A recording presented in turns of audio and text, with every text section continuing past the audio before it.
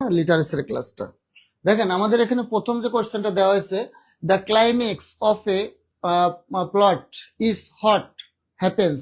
এটা 36তম BCS plus 35তম BCS, দুইটা BCS এ কিন্তু এই কোশ্চেনটা কমন এসেছিল। হ্যাঁ, তাহলে দেখেন এখানে ক্লাইম্যাক্স শব্দটা অর্থ কি, মূলত সেই অর্থটা এখানে আমাদের জানতে চেয়েছে। এটা হলো ক্লাইম্যাক্স শব্দটা দ্বারা কি বোঝায়, ক্লাইম্যাক্স শব্দটার অর্থ কি, সেটা কিন্তু আমাদের এখানে উত্তরটা হবে। তাহলে আসেন, ক্লাইম্যাক্স মানে হলো কোনো একটা নাটক বা কোনো একটা উপন্যাস বা কোনো একটা গল্পের, মূলত একটা নাটককে বোঝায় এবং এর সর্বোচ্চ যে অবস্থাটা, হ্যাঁ, চূড়া, সর্বোচ্চ পরিণতি বা শেষ পরিণতিটা কি। হ্যাঁ, তাহলে এর হলো সর্বোচ্চ যে উত্তেজনাকর মুহূর্ত, এই জায়গাটাকে বলা হয় হলো কি ক্লাইম্যাক্স। ক্লাইম্যাক্স মানে ধরেন আপনি এখন ফুটবল খেলা দেখছেন, দেখলেন যে আপনার দল আর বিপক্ষ দল এরা সমান সমান গোলে আছে। এখন যদি মনে করেন আপনার দলটা গোল দিচ্ছে এরকম একটা সম্ভাবনা, ওই মুহূর্তটা যে সর্বোচ্চ একটা পর্যায়ে যে এইবার গোলটা দিলে আমরা জিততে পারবো, ঠিক আছে, তাহলে কোনো একটা উপন্যাস বা গল্পের কি নাটকের যে সর্বোচ্চ যে উত্তেজনাকর যে মুহূর্ত, সেটাকে বলা হয়। তাহলে অ্যান্সারটা কি হবে দেখেন, ইন দ্য বিগিনিং এটা হলো শুরু, বলেন অ্যাট দ্য এন্ড এটা বলো শেষ, অ্যাট দ্য হাইট এটা হলো সর্বোচ্চ একটা অবস্থা বুঝাচ্ছে, ইন দ্য কনফরমেশন। তাহলে অ্যান্সার হবে কোনটা? হ্যাঁ, সবাই একটু শাইনিং ফাদ বলেছে, স্যার যতটা ভালো থাকার কথা ছিল আপনার ক্লাস দেখে তার চেয়ে আরো বেশি ভালো আছি, কারণ আপনার ক্লাস মানে একটা মেগা পাওয়ার ক্লাস। ধন্যবাদ আমাদের শাইন ইসলামকে খুব সুন্দর সাজিয়ে গুছিয়ে একটা কমেন্ট করার জন্য, যেটা আমার জন্য একটা ভালো লাগার, দেখে ভালো লাগার মতো একটা কমেন্ট। ওকে, তাহলে আমরা অ্যান্সার করব এট দ্য হাইট, একটা সর্বোচ্চ একটা। হ্যাঁ, আমাদের সাথে আমাদের এখানে কোশ্চেনে অ্যান্সার করেছে আপেল মাহমুদ, অ্যান্সার করেছে সি। ওকে, কে আর সুজন অ্যান্সার করেছে সি। হ্যাঁ, সুজন ভাইও সম্ভবত খুলনা থেকেই দেখছে। ওকে, হ্যাঁ, সময় লিপিকার অ্যান্সার ঠিক আছে, মাসুম বিল্লাহ অ্যান্সার ঠিক আছে, হানজালা হাফিজ অ্যান্সার ঠিক আছে। ওকে, আর যারা আমাদের কোর্স সম্পর্কে জানতে চান, আপনারা অনেকেই হয়তো আমাদের কোর্স সম্পর্কে জানার আগ্রহী, তারা আমাদের পেজে এমএস অথবা জিএস লিখে আপনারা কমেন্ট করলে আমাদের কোর্স সম্পর্কে জানতে পারবেন। আমাদের টপিক ভিত্তিক, এগুলো তো আপনাদের কোশ্চেন সলভ হচ্ছে, কিন্তু টপিক ভিত্তিক আমাদের পেইড কোর্স চালু হচ্ছে, যেখানে আপনাদের নাউন প্রোনাউন এভাবে সাজিয়ে সাজিয়ে পড়ানো হবে। আবার লিটারেচারের প্রথম মানে প্রাচীন যুগ, মধ্যযুগ, হ্যাঁ, এইভাবে সবগুলো যুগ সিরিয়াল ভাবে পড়ানো হবে। ঠিক আছে, তাহলে আমরা আসি, যারা ইচ্ছুক তারা নক দেবেন। তাহলে অ্যান্সার হলো গ, আমরা পেয়েছি। এবার ব্ল্যাঙ্ক ভার্স, হ্যাঁ, is a kind of verse. হ্যাঁ, যে কয়টা ভার্স আছে, অর্থাৎ দেখেন একটা হলো প্রোস, আমি একটু লিখি, একটা হলো প্রোস আর একটা হলো ভার্স। খেয়াল করেন, এই প্রোস মানে হলো গদ্য, প্রোস মানে গদ্য, আর ভার্স মানে কি কবিতা বা পদ্য, কবিতা অথবা পদ্য। তাহলে ব্ল্যাঙ্ক ভার্স, ব্ল্যাঙ্ক ভার্স মানে হলো অমিত্রাক্ষর ছন্দ। আমরা যেটা মাইকেল মধুসূদন দত্তের কবিতা ক্ষেত্রে পড়েছিলাম, ব্ল্যাঙ্ক ভার্স অমিত্রাক্ষর ছন্দ। এই যে ব্ল্যাঙ্ক ভার্সটা, এটার অর্থ কি অমিত্রাক্ষর ছন্দ। আচ্ছা, অমিত্রাক্ষর ছন্দ, ঠিক আছে, ব্ল্যাঙ্ক ভার্স অর্থ অমিত্রাক্ষর ছন্দ। অমিত্রাক্ষর ছন্দ মানে যে ছন্দের শেষে অন্ত মিল বা শেষে মিল নাই। তাহলে অমিত্রাক্ষর ছন্দ অর্থ কি, যে ছন্দের শেষে মিল নেই বা অন্তে মিল নেই, অন্ত মানে কি শেষে, তাহলে সেটাকে বলা হয় ব্ল্যাঙ্ক ভার্স। হ্যাঁ, তাহলে দেখেন, একটা হলো প্রোস মানে গদ্য আর একটা হলো ভার্স। এই ভার্স থেকেই কিন্তু ব্ল্যাঙ্ক ভার্সটা, হ্যাঁ, ভার্সের ভিতরে ব্ল্যাঙ্ক ভার্স, হ্যাঁ, এই কবিতা। তাহলে এইটা হলো ব্ল্যাঙ্ক ভার্স মানে অমিত্রাক্ষর ছন্দ যার শেষে মিল নেই। তাহলে আমরা আসি, having no rhyming end, having blanks in the verse, having no significance, having no rhymic follow। আচ্ছা, তাহলে আমাদের এখানে অ্যান্সার দেখতে পাচ্ছি। হ্যাঁ, অ্যান্সার অনেকেই হ্যাঁ অ্যান্সার শুরু করেছেন অলরেডি। আমাদের সরোয়ার মোর্শেদ শাওন ভাই অ্যান্সার করেছে। আচ্ছা, হ্যাঁ, অ্যান্সার সঠিক হয়েছে, প্রথমটা অ্যান্সার করেছে। আর কে সুজন অ্যান্সার করেছে, হ্যাঁ, আর কে সুজন দুইবারই অ্যান্সার করেছে, ঠিক আছে, থ্যাংক ইউ। রিপ্লাই, ওকে, জাহাঙ্গীর আলম ভাই রিপ্লাই দেওয়ার জন্য আমাকে ধন্যবাদ জানিয়েছে। ওকে, তাহলে আমি এখন রিপ্লাই দেবো, আপনারা যদি খুশি হন অবশ্যই রিপ্লাই দিব। আচ্ছা, তাহলে আমরা ব্ল্যাঙ্ক ভার্স অমিত্রাক্ষর ছন্দ, এটা কি হ্যাভিং নো রাইমিং এন্ড, যার শেষে কোনো মিল নেই বা অন্ত মিল নেই। হ্যাভিং নো রাইমিং এন্ড মানে কি, যার শেষে বা অন্তে কোনো মিল নাই। ওকে, তারপরে কোশ্চেনে আমরা আসি। 3 নম্বর কোশ্চেনে বলা আছে, Shakespeare composed most of his plays in what sort of verse. দেখেন, আমি আগে যে কথাগুলো লিখেছি সেটা এখানে হলো ভার্স। হ্যাঁ, এই যে ভার্স, এই ভার্সের ভিতরে একটা হলো ব্লাঙ্ক ভার্স, অমিত্রাক্ষর ছন্দ, আর এই ভার্সের ভিতরে আরেকটা হলো এই যে আমাদের যে উইলিয়াম শেক্সপিয়র সাধারণত যে তার যে নাটকগুলো বা যে লেখাগুলো লিখেছে সনেট গুলো, হ্যাঁ, তার যে সনেট, তার কিন্তু উইলিয়াম শেক্সপিয়রের সনেট আছে 154টা। এই সনেট মানে আপনি জানেন যে 14টা লাইন, ঠিক আছে। আর এখানে উনি 37টা প্লেস বা নাটক লিখেছে, প্লেস। তাহলে এই যে সনেট গুলো উনি লিখেছে সেটা মূলত বেশিরভাগই হলো এই আইমবাইক পেন্টিমিটার। হ্যাঁ, আইমবাইক পেন্টিমিটার মানে হলো এটা ইংরেজি সাহিত্যের একটা জনপ্রিয় একটা ছন্দ, মানে উইলিয়াম শেক্সপিয়ারের সবচেয়ে পছন্দের একটা ছন্দ ছিল এই আইমবাইক পেন্টামিটার। তাহলে এটা অ্যান্সার হবে, ঠিক আছে। আচ্ছা, ও তারপর দেখেন মিথ, এটার উচ্চারণ হচ্ছে মিথ, ঠিক আছে। এটার উচ্চারণ কি? মিথ। এখন দেখেন মিথ জিনিসটা কি? মিথটা হলো যে অতি পুরাতন বা প্রাচীন কোনো প্রাচীন কোনো হিস্ট্রি বা ইতিহাস বোঝায়, যেটা সাধারণত পুরাতন কোনো রাজাদের নিয়ে যে পুরাতন উপন্যাস বা পুরাতন কোনো ইতিহাস অথবা কোনো দেব দেবীকে নিয়ে লেখা হয়েছিল, সেটা হতে পারে রূপকথা বা পৌরাণিক কাহিনী, হ্যাঁ, যেটা মিথ্যা হতে পারে সত্য হতে পারে। এটা যে সত্য হবে তাও না, যে মিথ্যা হবে তাও না। তার মানে এই যে পুরাতন কোনো হিস্ট্রি বা ইতিহাস যেটা পুরাতন কোনো রাজাদের নিয়ে লেখা অথবা কোনো দেব দেবীকে নিয়ে লেখা, এটা হতে পারে সত্য অথবা হতে পারে কাল্পনিক, এটাকে মিথ বলা হয়। তাহলে এখন এটা মূলত আপনাদের সংজ্ঞা জাতীয়, যে এটার অর্থ কি সেটা এখানে আপনাকে প্রকাশ করতে হবে। এটা কিন্তু এখানে ডিটেলস ব্যাখ্যা খুব বেশি নাই।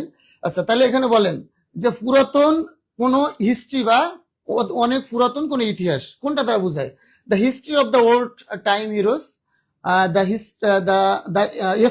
story of the old time heroes, the story of the civilization, the story of the childhood, the history of the ancient history.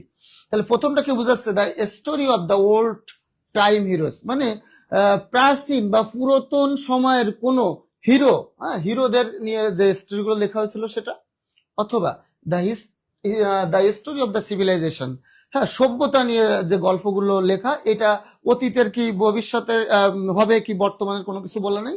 The story of the childhood, হ্যাঁ, শৈশবের গল্প, এটাও এখানে অ্যান্সার হওয়ার সম্ভাবনা নাই।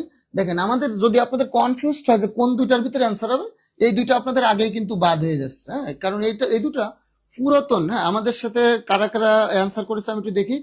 সজীব মিয়া, আমাদের ভাই বোনেরা অ্যান্সার করলে ভালো লাগে তাদের। জাহাঙ্গীর আলম অ্যান্সার করেছে ডি, ওকে। স্বপ্না অবুজমন, হ্যাঁ, অ্যান্সার করেছে, ওকে, হ্যাঁ, ডি নাম্বার অ্যান্সার করেছে আমার বোন। এরপরে তাসনিয়া অ্যান্সার করেছে ডি নম্বর।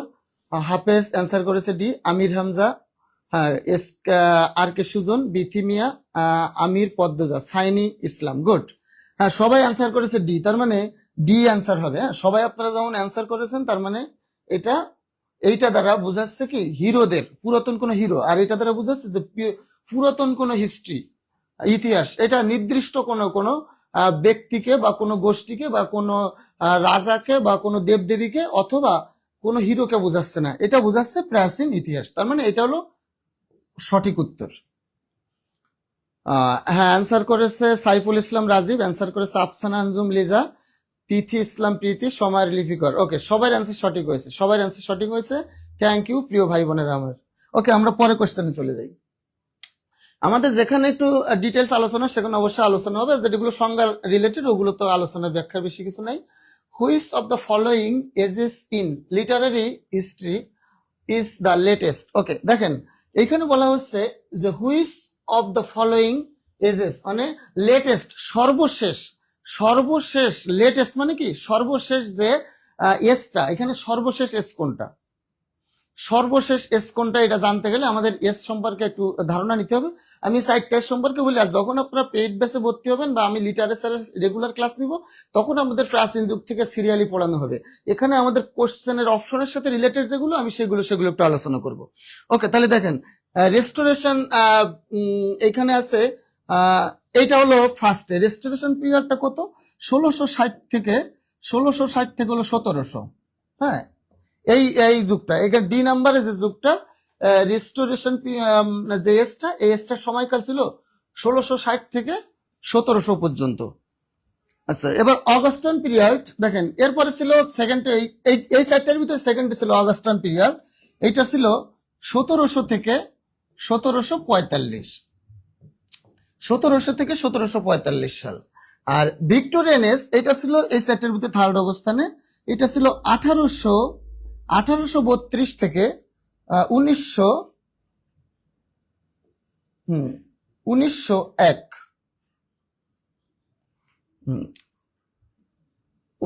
এরপর একটা লাস্টে এইটা ছিল 1910 থেকে 1936 পর্যন্ত। এখনই ভাইয়েরা আমার সবাই একটু অ্যান্সার করে দেখেন আমাকে যে এখানে লেটেস্ট কোনটা, লেটেস্ট মানে কি সর্বশেষ, আর সর্বশেষ কোনটা ছিল এখানে, ঠিক আছে। আচ্ছা দেখি আমার আজকে সুজন অ্যান্সার করেছে C number, Ruksana Akter answer করেছে গ ঘ। রুকসানা দুইটা অ্যান্সার হয়ে গেছে মনে হয়, আপনি একটা দিতে যে আরেকটাতে চাপ পড়েছে। ওকে, তুলিকা তুলি অ্যান্সার করেছে সি, জাহাঙ্গীর আলম অ্যান্সার করেছে সি, আমাদের সজীব ভাই অ্যান্সার করেছে সি, তাসনিয়া তাসিন অ্যান্সার করেছে। আচ্ছা স্বপ্না আপু অ্যান্সার করেছে জর্জিয়ান এজ। আচ্ছা তিথি ইসলাম প্রীতি আপু অ্যান্সার করেছে সি। ওকে, আমি সবাই দেখতে পাচ্ছি সির দিকে সবার অ্যান্সারটা আসছে। আমরা যারা অ্যান্সার করিনি তারা আরো করতে পারি, তবে অ্যান্সার আমরা পেয়ে গেছি, কারণ এখানে সংখ্যাগরিষ্ঠতার ক্ষেত্রে আমরা অ্যান্সার ওইটাই নিয়ে ফেলেছি এবং সঠিক ওইটাই হবে। তার মানে আপনারা অধিকাংশ যেটা বলছেন সেটাই অ্যান্সার। দেখেন এখানে এইটা হলো এই সাইডটার ভিতরে, এটা হলো ফার্স্টে ছিল, 1 নম্বরে ছিল, তার মানে এটা হলো এই সাইডটার ভিতরে প্রাচীন বলতে হবে, ঠিক আছে। এরপরে দেখেন এটা হলো সেকেন্ডে ছিল, এটা ছিল থার্ডে, তার মানে লেটেস্ট মানে সর্বশেষ। লেটেস্ট মানে হলো এখানে সর্বশেষটা, লেটেস্ট বলতে সর্বশেষ কোনটা ছিল, তাহলে সর্বশেষ ছিল আমাদের দেখতে পাচ্ছি 1910 থেকে 1936 সাল। এরপরে যে পিডি মডার্ন বা মডার্ন ওটা কিন্তু এখানে নাই। ওকে, তাহলে অ্যান্সার হবে কোনটা, দ্য জর্জিয়ান এস। হ্যাঁ, দ্য জর্জিয়ান এস অ্যান্সার হবে, দ্য জর্জিয়ান এস। ওকে, হ্যাঁ অনেকের প্রায় সবারই অ্যান্সার আলহামদুলিল্লাহ সঠিক হয়েছে। সাইনিবাদ সি লিয়েছে, সি অ্যান্সার দিয়েছে আমাদের সাইফুল ইসলাম, সজীব, রাজীব সি। হ্যাঁ, রোকসানা হ্যাঁ, এবার আপু গোয়া, ঠিক আছে। Okay, thank you thank you thank you. আচ্ছা আমরা পরের কোশ্চেনটাতে চলে আসি। দেখেন, which period is known as the golden age of English literature, খুব গুরুত্বপূর্ণ একটা কোশ্চেন। এবং আমি বা যে আপনাদের লিটারেচার ক্লাসটা নিক না কেন, আপনাদের ফুল পেইড কোর্সে বা রেগুলার ব্যাচে দেখবেন এই আর আপনারা যদি বিগত সালে কোশ্চেন গুলো দেখেন, বিসিএস সহ বিভিন্ন চাকরি পরীক্ষা লিটারেচার কোশ্চেন, এই যে এই গোল্ডেন এজটা কিন্তু খুব ইম্পর্টেন্ট। এই গোল্ডেন এজ থেকে কিন্তু চাকরি পরীক্ষায় বেশি কোশ্চেন আসে এবং ইম্পর্টেন্ট। গোল্ডেন এজ কেন বলা হয়েছে সেটা আমরা আসি। হ্যাঁ, এই কোশ্চেনে আপনাকে একটু ব্যাখ্যাটা জানতে হবে, সেটা হলো গোল্ডেন এজটা কেন বলা হয়েছে। গোল্ডেন এজ মানে হলো স্বর্ণযুগ, আমরা সবাই জানি গোল্ডেন মানে কি স্বর্ণ, তাহলে গোল্ডেন এজ মানে স্বর্ণযুগ। হ্যাঁ, গোল্ডেন এজ অর্থ কি স্বর্ণযুগ, তাহলে গোল্ডেন মানে স্বর্ণ, এজ মানে যুগ, গোল্ডেন এজ অর্থ কি স্বর্ণযুগ। এই স্বর্ণযুগটা আমরা জানি সব থেকে দামি জিনিস। এই মুহূর্তে আমরা যদি কোনো দ্রব্য কিনতে যাই, হ্যাঁ মানুষের মূল্য এটা অমূল্য সম্পদ, মানে মানুষের মূল্যায়ন করা যায় না টাকা দিয়ে, কিন্তু মানুষের পরে সব থেকে দামি যে জিনিসটা সেটা হলো স্বর্ণ। পৃথিবীতে যে রিজার্ভ থাকে এটা কিন্তু স্বর্ণের দ্বারা এটা মূল্যায়ন করা হয়, স্বর্ণ রাখা হয় হ্যাঁ বিশ্ব ব্যাংকে। তাহলে এই স্বর্ণটা কিন্তু সব থেকে পৃথিবীতে মানুষের পরে বা এই আশরাফুল মাকলুকাতের পরেই কিন্তু হ্যাঁ স্বর্ণের দামটা সব থেকে বেশি আমরা যেটা দেখি। এই জন্য স্বর্ণ যুগ বলা হয়েছে যে ইংরেজি সাহিত্যের ভিতরে সব থেকে গুরুত্বপূর্ণ কোন যুগটা। হ্যাঁ আজ স্যার আজকের ক্লাসে প্রথম করতেছি, অসাধারণ স্বপ্ন অবুজমন। হ্যাঁ, আপনি আমার আগে দুদিন ক্লাস ছিলেন না, তাহলে আপনাকে আমরা মিস করেছি। থ্যাংক ইউ আপু আজকে থাকার জন্য। অবশ্যই আমার ক্লাস যদি আপনার ভালো লাগে অবশ্যই শেয়ার করবেন, কে কয়টা শেয়ার করেছেন সেটা লিখে দিবেন এবং আমার ক্লাসে কমেন্ট করবেন, যেন আপনি আপনাদের কমেন্ট দেখে আপনাদের পড়ানোর প্রতি আরো আগ্রহ আসে এবং আরো আমি আপনাদের পড়ানোর জন্য আরো আগ্রহী বেশি হই। হ্যাঁ, আপনাকে ভালো কিছু শেখানোর জন্য। তাহলে গোল্ডেন এজ মানে স্বর্ণযুগ। স্বর্ণযুগ বলা হয়েছে কেন, কারণ ইংরেজি সাহিত্যে যতগুলো যুগে ভাগ করা হয়েছে এই যুগগুলোর মধ্যে সব থেকে বেশি ভালো মানের সাহিত্য রচনা হয়েছে এবং ভালো মানের সাহিত্যিক ছিল এই সময়টাতে। এই যে গোল্ডেন এজটা বলা হয়েছে, এই এজটা কখন দেখেন, ভিক্টোরিয়ান এজ এটা অ্যান্সার হবে না, রিস্টোরেশন পিরিয়ড এটা অ্যান্সার হবে না, এনলাইটেন এজ এইটা নামে কোনো এজ নাই। হ্যাঁ, এইবার অ্যান্সার হবে কোনটা? আমার ভাই বোনেরা অনেকেই অ্যান্সার করতেছে। হ্যাঁ, তিথি ইসলাম প্রীতি অ্যান্সার করেছে Elizabethan S. Shabnur Akter answer করেছে ক্লাস শুরু, বিদ্যুতের ছলনাও শুরু। কি করার আপু, এটা মেনে নিতে হবে। আব্দুল জলিল ভালো লাগে, থ্যাংক ইউ। আমাদের অ্যান্সার হবে এলিজাবেথেন এস। এলিজাবেথেন, এই এলিজাবেথেন কি? ইনি হলো রানী এলিজাবেথ, হ্যাঁ, ব্রিটিশ রানী এলিজাবেথ। এই এলিজাবেথের নাম অনুসারে এই যুগটার নামকরণ করা হয়েছে। অর্থাৎ ঘাটা নাম, ও আচ্ছা, খেয়াল করেন এলিজাবেথেন এসটা সম্পর্কে আপনাদের একটু জানতে হবে। আর এলিজাবেথেন পেজ থেকে যদি মনে করেন,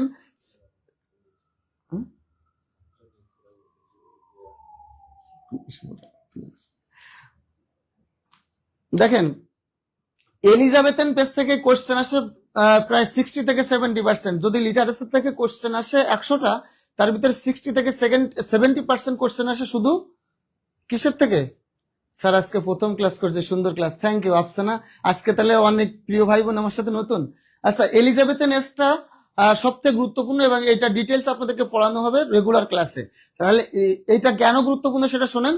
এই এলিজাবেথেন এজে আমরা জানি যে কয়েকজন বিখ্যাত কবি সাহিত্যিকের আগমন ঘটেছিল। এই রানী যে এলিজাবেথ, এই এলিজাবেথের নাম, এলিজাবেথ এসটার নামকরণ করা হয়েছে ব্রিটিশ ব্রিটেনের যে রানী, ওই সময় সমসাময়িক সময় রানী ছিল এলিজাবেথ, উনার নাম অনুসারে এই যুগটার নাম করা হয়েছে এলিজাবেথেনেস। এবং উনি কিন্তু এই সাহিত্য নিয়ে অনেক অনুরাগী ছিলেন। উনার সময়ে ইংরেজি সাহিত্য সব থেকে বেশি ডেভেলপড হয়েছে।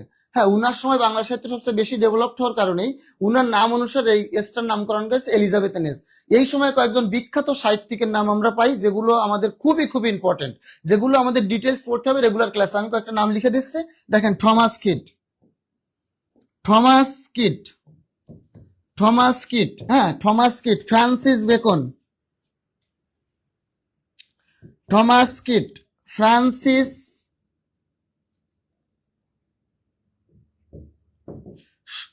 Beacon, Thomas Kyd, Francis Bacon. Christopher মার্লোই,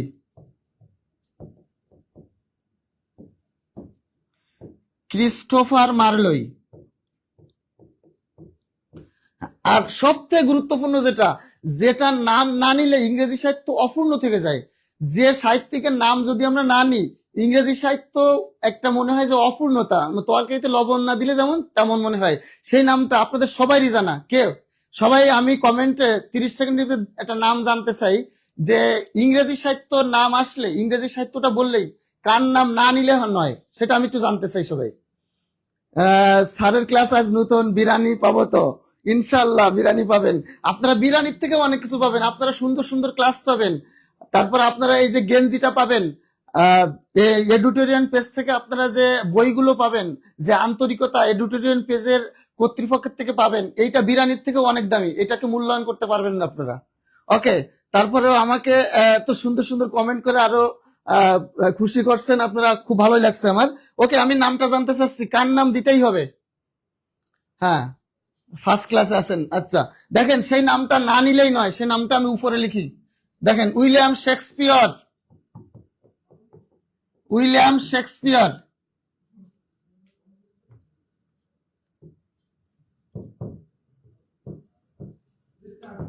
দেখেন, উইলিয়াম শেক্সপিয়র, যে নামটা যদি আমরা না নেই, হ্যাঁ আমাদের সময় লিপিকার অ্যান্সার করেছে William Shakespeare. Okay, thank you. দেখেন উইলিয়াম, হ্যাঁ আফসানা আঞ্জুম লিজা অ্যান্সার করেছে উইলিয়াম শেক্সপিয়র। তাহলে উইলিয়াম শেক্সপিয়র ছাড়া কিন্তু ইংরেজি সাহিত্যকে আমরা ভাবতেই পারি না, কারণ ইংরেজি সাহিত্যকে সবচেয়ে ডেভেলপ করেছে যিনি, তিনি হলো উইলিয়াম শেক্সপিয়র। আর এই উইলিয়াম শেক্সপিয়র, ইনার সমসাময়িক ছিল ক্রিস্টোফার মার্লোই, উনার বন্ধুর মতো ছিল। হ্যাঁ, উইলিয়াম শেক্সপিয়রের প্রায় বন্ধুর মতোই ছিল কে? Christopher Marlowe. ফ্রান্সিস বেকন, হ্যাঁ ইংরেজি সাহিত্যের যে এসে জনক ফ্রান্সিস বেকন। থমাস কিট, হ্যাঁ থমাস কিট। এই চারজন ইংরেজি সাহিত্যের কে খুব উন্নত পর্যায়ে নিয়ে গেছে। আর এই ইনাদের সাথে আরো কয়েকজন বিখ্যাত কবি সাহিত্যিক এই সময় ছিল, যেটা আমরা এলিজাবেথেন এজের যখন আমরা রেগুলার ক্লাস করব তখন শিখবো। ডিটেলস আপনাদেরকে শেক্সপিয়র, উইলিয়াম শেক্সপিয়র নিয়ে আপনাদের একটা ক্লাস থাকবে। তাহলে এই জন্য এই এলিজাবেথেন পেজটা খুবই গুরুত্বপূর্ণ।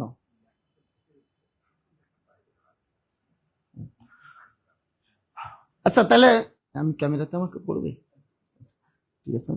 তাহলে দেখেন এখানে দাঁড়ান দেখাবো।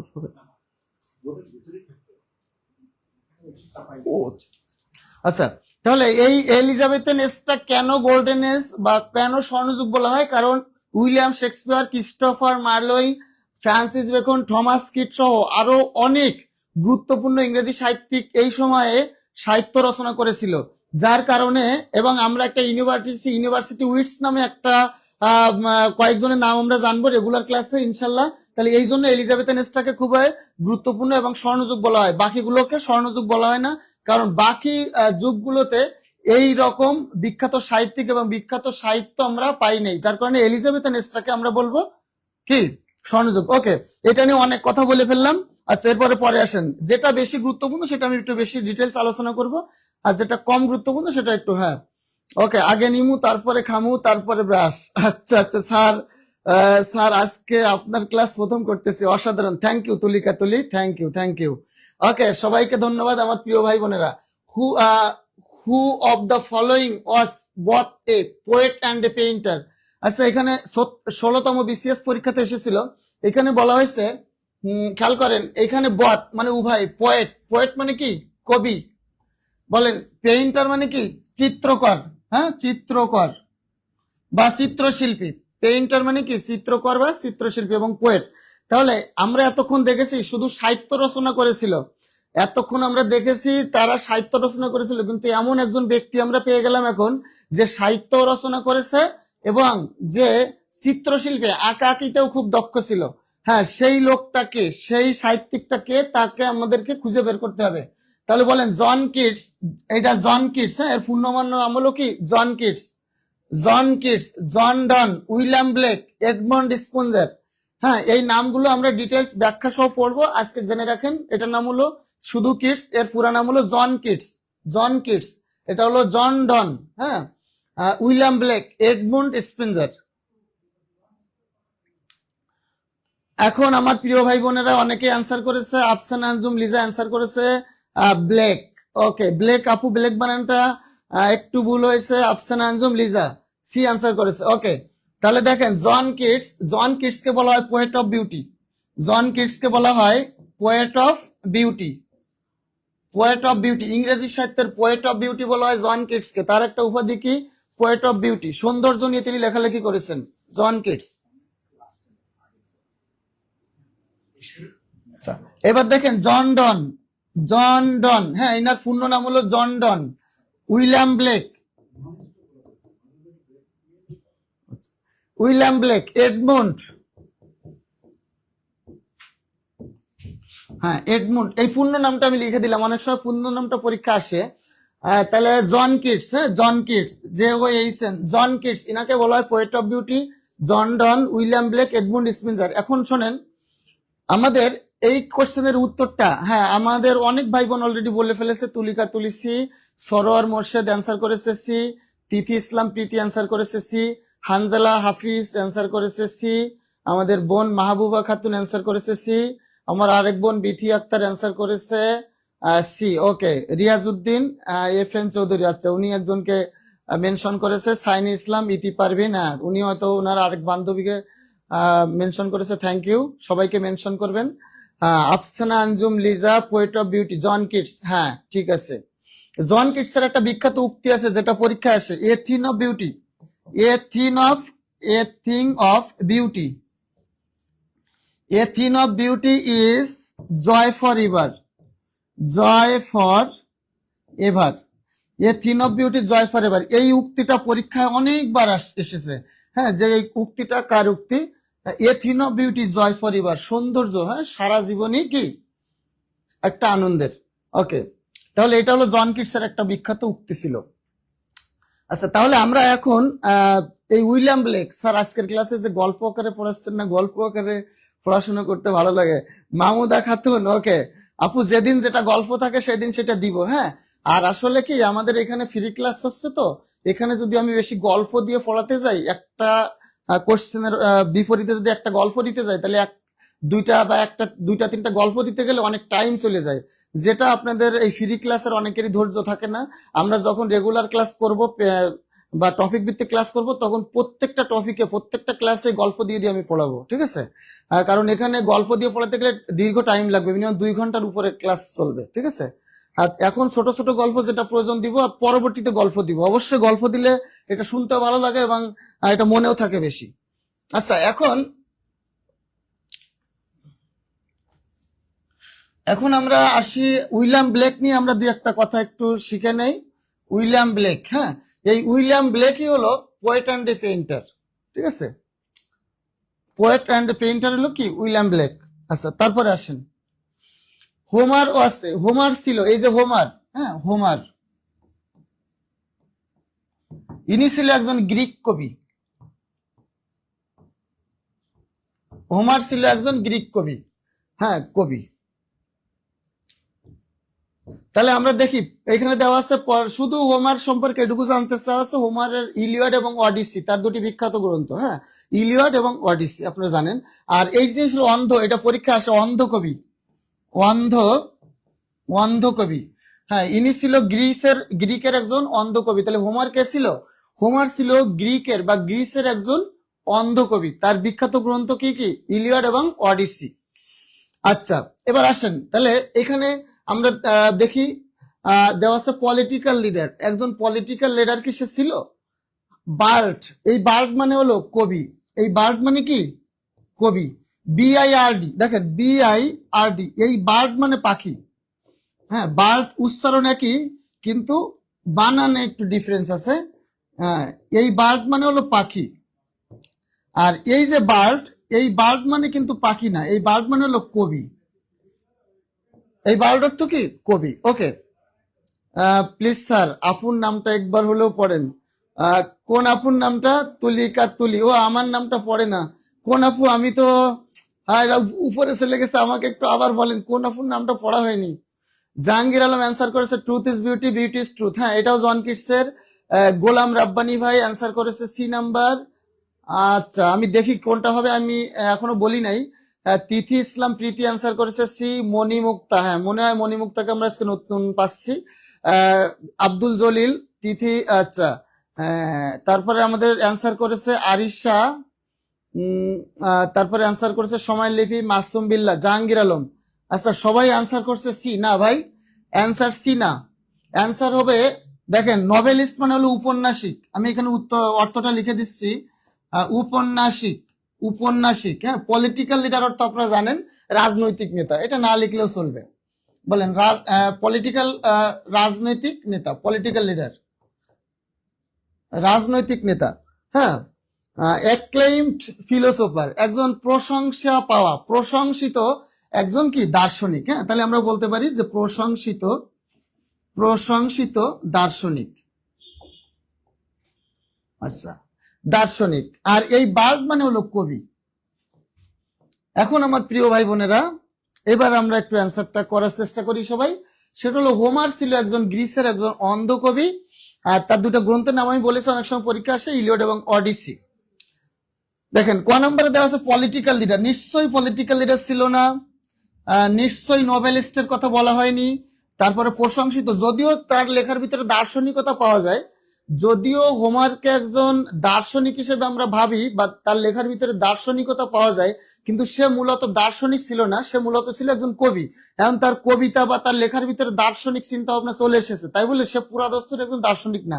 যদি এখানে বার্ড বা কবি না থাকতো তাহলে আমরা সেক্ষেত্রে আমরা তাকে দার্শনিক বলতে পারতাম। ওকে, তাহলে আমাদের সাথে, আচ্ছা, অ্যান্সার করেছে সময় লিপিকার, অ্যান্সার করেছে মাসুম বিল্লাহ, ফয়সাল, শাইনি ইসলাম।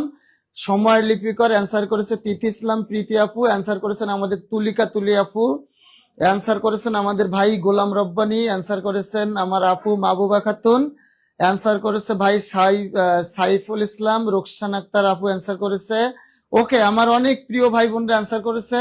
আমাদের সাথে অ্যান্সার করেছে আমার আরেক আপু স্বপ্ন অবুসমন। ওকে, অনেকে অ্যান্সার করেছে। আচ্ছা, হ্যাঁ, চারণ কবি, হ্যাঁ, চারণ কবি, ঠিক আছে। আচ্ছা, এবার আমি আর একটু ব্যাখ্যা করি, সবার নাম পড়তে গেলে আমার এদিকে শেষ করতে কঠিন হয়ে যাবে। ওকে, দেখেন, যদি বলা হয় কবি, কবিদের কবি, বলেন কবিদের, এটা পরীক্ষা আসে, কবিদের কবি, কবিদের কবি, ইংরেজি সাহিত্যে কবিদের কবি বলা হয় কাকে? ইংরেজি সাহিত্যে তাহলে স্যার সেক্স, হ্যাঁ এই দেখুন আমার বোন শাইনিং পাথ, হ্যাঁ শাইনিং ইসলাম সরি ভুল হয়ে গেছে, শাইনিং ইসলাম অ্যান্সার করেছে স্যার উইলিয়াম শেক্সপিয়ারকে তাহলে কি বলা হতো। আচ্ছা স্যার এই পেজে কি সাহিত্যের ক্লাস হয় নিয়মিত? রিয়াজউদ্দিন এতদিন হয়নি, কিন্তু এখন থেকে ইনশাল্লাহ হবে। আপনারা যদি সবাই আমাদেরকে সাপোর্ট করেন, আমাদের পেজে সাপোর্ট করেন, আমাদের পেজটাকে শেয়ার করে সবার কাছে দেখিয়ে দেন, ইনশাল্লাহ রেগুলার আপনার এখানে নেওয়া হবে, ঠিক আছে ইনশাল্লাহ। আপনাদের কেমন লাগছে ক্লাস, আমার ক্লাস আপনাদের কেমন লাগছে, আরো চান কিনা, ভালো লাগছে কিনা একটু কমেন্ট করে জানাবেন। যদি ভালো লাগে তাহলে জানাবেন, তাহলে আমি আপনাদের ক্লাস নেওয়ার প্রতি আরো মানে উৎসাহী হব সেটা। ওকে, তাহলে দেখেন এখানে বার্ড মানে কবি। এবার আমার শাইন ইসলাম আপু যে কথাটা আমাকে জিজ্ঞাসা করেছে আমি সেটাই বলতে যাচ্ছিলাম।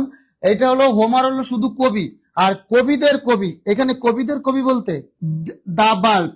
তাহলে শুধু বার্ড বললে আপনি হোমার বলতে পারেন বা অন্য কবির নাম বলতে পারেন, কিন্তু যদি দা বার্ড, বার্ডের আগে এই শব্দটা উল্লেখ থাকে দা বার্ড, তাহলে অবশ্যই আপনাকে সেখানে উইলিয়াম শেক্সপিয়ারকে অ্যান্সার করতে হবে। এডমন্ড মেসেঞ্জারকে কবি বলা হয় স্যার। খেয়াল করেন উইলিয়াম শেক্সপিয়ার যদি দা বার্ড, বার্ডের শুধু বার্ড বললে যে কোনো কবিকে আপনি বলতে পারেন ইংরেজি সাহিত্যের, কিন্তু যদি বার্ডের আগে এই শব্দটা টিএইসি এই কথাটা হ্যাঁ দা বার্ড বলা থাকে, অবশ্যই আপনাকে উইলিয়াম শেক্সপিয়ার অ্যান্সার করতে হবে। অর্থাৎ বার্ডের আগে দি দেওয়া মানেই বোঝাচ্ছে কবিদের কবি। বলেন এর আগে এটা দেওয়া মানে কি কবিদের কবি বলা হচ্ছে, ঠিক আছে উইলিয়াম শেক্সপিয়ার। এডমন্ড কিন্তু সব মানে উইলিয়াম শেক্সপিয়ারটা হলো মেইন। যদি দা এই শব্দটা আগে থাকে তাহলে আপনি উইলিয়াম শেক্সপিয়ারকে অ্যান্সার করবেন, ঠিক আছে।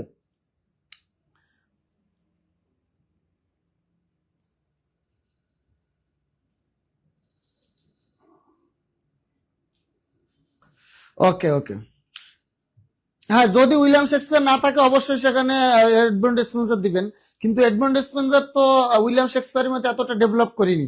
এখন শোনেন আমাদের কথা হলো, যেমন আমরা একটা কোশ্চেন পড়েছি একটু আগে, আপনারা মনে করে দেখেন কোশ্চেনটা আমি একটু দেখাই। আমি একটু এই কোশ্চেনটা সম্পর্কে বলি। ধরেন এইখানে এইটা নাই, এইটা নাই, এইখানে আরেকটা দেওয়া আছে, সেক্ষেত্রে আমাদের লেটেস্ট হবে কোনটা বলেন তো, যেটা সর্বশেষ। ধরেন এখানে এই এই এই অপশনটা নাই, এই তিনটা অপশনের ভিতরে আছে, তখন আমরা লেটেস্ট দিব এটা। তাহলে অনেক সময় কোশ্চেনের অপশন দেখে কিন্তু আমাদের অ্যান্সারটা চুজ করতে হবে, ঠিক আছে। যেমন এই কোশ্চেনে যদি আমার এই অপশনটা টোটালি না থাকতো তাহলে সেক্ষেত্রে কিন্তু আমরা খালি রাখতে পারতাম না, তখন আমাদের অ্যান্সার করতে হতো এইটা।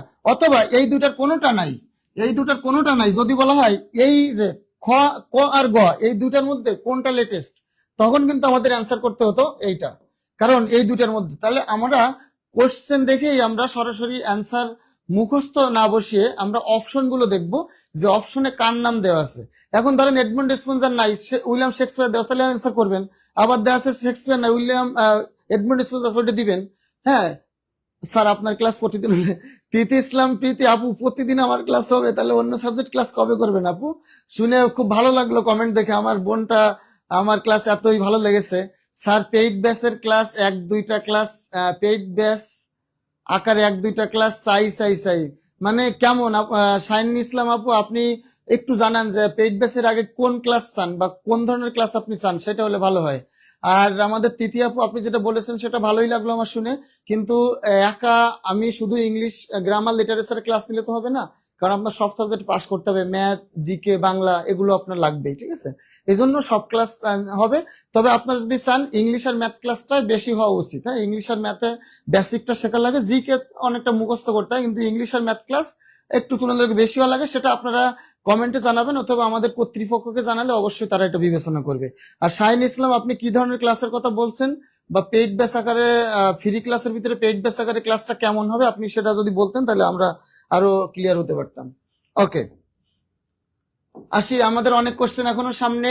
Shakespeare was born in the year, হ্যাঁ born in the year.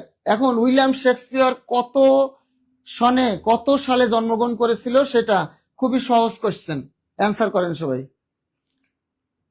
Finally poet of poets Edmund Spenser, হ্যাঁ পোয়েট অফ পোয়েটস আমি বলেছি পোয়েট, হ্যাঁ হ্যাঁ এই যে সময়ের লিপিকার যে কথাটা বলেছে, হ্যাঁ উনি কিন্তু মোটামুটি তথ্যটা ইয়ে করেছে। পোয়েট অফ পোয়েটস এটা হলো এডমন্ড স্পেন্সার, কিন্তু দা বার্ড যদি থাকে আপনারা সেই ক্ষেত্রে উইলিয়াম শেক্সপিয়ারটা অ্যান্সার করবেন। কিন্তু তারপরে আমার কথা হলো দা বার্ডস দেওয়া আছে কিন্তু উইলিয়াম শেক্সপিয়ার নাই, আবার অপশনে নান অফ দিস নাই, তখন আপনাদেরকে অ্যান্সার ওর ভিতরে যেটা ওইটা নিতে হবে। হ্যাঁ, এই দেখেন ফাইনালি হলো পোয়েট অফ পোয়েটস, এই কথাটা যদি বলা থাকে তাহলে আমরা ওইটা নিব, কিন্তু শুধু বার্ড থাকলে যে কোনো পোয়েট হতে পারে, প্লাস যদি দা কথাটা উল্লেখ থাকে তাহলে আমরা উইলিয়াম শেক্সপিয়ারকে অ্যান্সার করব। ঠিক আছে, আমাদের জেরিন আক্তার অ্যান্সার করেছে ডি নাম্বার। হ্যাঁ, দুই একটা ক্লাস চাই। রোকসানা আক্তার, আপনারা পেইড বেসের ক্লাস কিভাবে এখানে চাচ্ছেন সেটা একটা নির্দেশনা দিলে ভালো হতো। জি স্যার, ইংরেজি আর গণিত ক্লাস, ইংরেজি গণিত ক্লাস একটু বেশি হতে পারে, তাই বলে প্রতিদিন ইংলিশ ক্লাস দেওয়া সম্ভব না, কারণ অন্য সাবজেক্টে আপনাদের পাশ করতে হবে। আচ্ছা, আমাদের সাথে অ্যান্সার করেছে সময় লিপিকার, অ্যান্সার করেছে আফসানা আঞ্জুম লিজা, মাহবুবা খাতুন অ্যান্সার করেছে স্বপ্নাঞ্জুম অবুজমন। আচ্ছা, নদী আক্তার, মাহমুদা খাতুন অ্যান্সার করেছে, বিথি আক্তার অ্যান্সার করেছে, আরিশা আনসার করেছে, আবার আমার সে আপুটা, হ্যাঁ আজকে নতুন এসেছে কিন্তু তার কমেন্ট আমি খুব দেখতে পাচ্ছি। শাহিন ইসলাম স্যার টপিক ভিত্তিক ক্লাস, যেমন ট্রান্সফার সেন্টেন্সের একটা ক্লাস নিবেন। ওকে, তাহলে কমেন্টটা করেছেন আমাদের কর্তৃপক্ষ অবশ্যই দেখবে, প্লাস যারা আছে আমাদের আরিফুল স্যার যিনি আর কি এই প্রতিষ্ঠানের প্রধান, উনি হয়তো কমেন্টটা দেখবে, এবং আপনি চেয়েছেন স্যার ট্রান্সফারশনের উপরে আপনি একটা ক্লাস নেন, আমরা একটু দেখতে চাই পেইড বেসের আগে, তাই হ্যাঁ। আচ্ছা, তাহলে সেই আমি কথা অবশ্যই বলে যাব, আর অবশ্যই আমাদের কর্তৃপক্ষ কমেন্টটা দেখেছে যে ট্রান্সফরমেশন সেন্টেন্সের উপরে আপনি একটা পেইড বেসের আগে একটা অতিরিক্ত ক্লাস চেয়েছেন। ঠিক আছে, দেখি আমরা এই সপ্তাহের ভিতরে অতিরিক্ত তারা যদি আয়োজন করতে পারে অবশ্যই আমি চেষ্টা করব নেওয়ার জন্য। আচ্ছা, তাহলে আমাদের অনেক ভাই বোন অ্যান্সার করেছে বলেছে। আচ্ছা, নদী, আব্দুল জলিল, ফয়সাল আহমেদ, সময় লিপিকার, যদিও হ্যাঁ মণি মুক্তা, যদিও সবার কমেন্ট পড়া সম্ভব হয় না, যদি মিসিং হয় পরের বার পড়বো, কেউ অসন্তুষ্ট হবেন না, কারণ সবাই আমার প্রিয় ভাই বোন। ওকে, উইলিয়াম শেক্সপিয়ারের জন্ম, ওয়াসবর্ন কত সালে জন্মগ্রহণ করেছিল? 1940 হবে না, 1340 হবে না, 1610 হবে না, হ্যাঁ বলেন 1500, হ্যাঁ 1564, 1564 সালে উইলিয়াম শেক্সপিয়ার জন্মগ্রহণ করেছিল। কোথায়?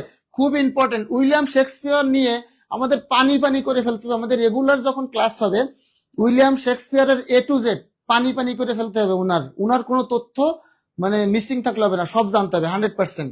না 1616, 1564 হবে, হ্যাঁ 1616 সাল তো মারা যায়। হ্যাঁ, খুব দারুণ ক্লাস। হ্যাঁ, রিয়াজউদ্দিন, ওকে স্যার স্পেলিং, অবশ্যই স্পেলিং এর উপরে হয়তো পেইড ব্যাচে যদি আমার ক্লাস ভালো লাগে আমি পেইড ব্যাচের লিটারেচার গ্রামার ক্লাসটা হয়তো আমি নিব, তখন আমি স্পেলিং বলেন বা ভোকাবুলারি সিনোনিম অ্যান্টোনিম যেটা, এটা আপনাদের আমি কিছু গল্প দিয়ে সিনোনিম অ্যান্টোনিম গুলো আপনাদের মুখস্থ করিয়ে দিব। হ্যাঁ, গল্প আকারে আমি পড়িয়ে দিব, এটা সিনোনিম অ্যান্টোনিম ইনশাল্লাহ মুখস্থ হয়ে যাবে। স্পেলিং আমি কিছুটা টেকনিক আমি দেখিয়ে দিব। আচ্ছা, আমরা এবার আসি, উইলিয়াম শেক্সপিয়ারের জন্ম হলো অ্যাভনে, বলেন অ্যাভন, এই জন্য তার উপাধি হলো the bird of Avon, the bird of Avon, the bird of Avon. এই যে অ্যাভনটা কোথায়? স্টার্টফোর্ড, এইটা হলো বলেন ইংল্যান্ডের একটি শহর, একটা জায়গার নাম স্টার্টফোর্ড। হ্যাঁ, এই স্টার্টফোর্ড নামক জায়গার ভিতরে অ্যাভন আর একটা জায়গা, ওই জায়গাতে, হ্যাঁ তাহলে ইংল্যান্ডের মধ্যে এই যে স্ট্র্যাটফোর্ড এবং তার মধ্যে অ্যাভন, এই অ্যাভন জায়গাটাতে আমার জন্মগ্রহণ করেছিল ইংরেজি সাহিত্যের আলোকিত করা, ইংরেজি সাহিত্যকে সমৃদ্ধ করার যে সাহিত্যিক বা নাট্যকার, তিনি হলেন উইলিয়াম শেক্সপিয়ার। উনি অ্যাভনে জন্মগ্রহণ করেছে এবং উনাকে বলা হয় বার্ড অফ অ্যাভন। এই কোশ্চেনটা না হলে 20 বার বিভিন্ন পরীক্ষাতে এসেছে যে বার্ড অফ অ্যাভন কাকে বলা হয়? উইলিয়াম শেক্সপিয়ারকে। হ্যাঁ, উনি জন্মগ্রহণ করেছিল কত? এই যে 1564 সালে। কোথায়? অ্যাভনে। অ্যাভন কোথায়? স্ট্র্যাটফোর্ড। হ্যাঁ, এবার তাকে কি বলা হয়? The bard. তাহলে আমি বলেছি যদি শুধু বার্ড থাকে তাহলে আপনি শুধু কবি বুঝাবেন, কিন্তু যদি এর আগে দি বার্ড থাকে তাহলে আপনি বলবেন এটা উইলিয়াম শেক্সপিয়ার। আর যদি এটা বলা হয় পোয়েট অফ পোয়েট, হ্যাঁ পোয়েট অফ পোয়েট, এটা হলো কবিদের কবি।